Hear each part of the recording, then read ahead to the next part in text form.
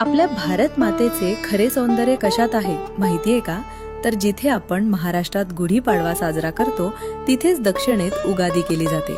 आपण जिथे मोदक खातो तिथे साऊथमध्ये त्यालाच म्हणतात कोजूकट्टाई. जिथे आपण पुरणपोळी म्हणतो तर पंजाबमध्ये गुड की रोटी. नावं वेगवेगळी असली तरी भावना मात्र एकच. आपल्याकडे दुपारी लग्न केली जातात तर उत्तर भारतात मात्र मध्यरात्री. नवरी साडी घालते तर मेघालयात चक्क नवरा नवरीकडे जातो. आणि प्रत्येक राज्याच्या लग्नातील पोशाख सुद्धा वेगवेगळे. इतकी विविधता असून सुद्धा सगळेजण आपली परंपरा अभिमानाने साजरी करतात आणि इतरांची ही परंपरा आदराने आणि प्रेमाने स्वीकारतात. आणि मला वाटतं हेच तर आहे आपल्या भारतीय विविधतेचं सौंदर्य.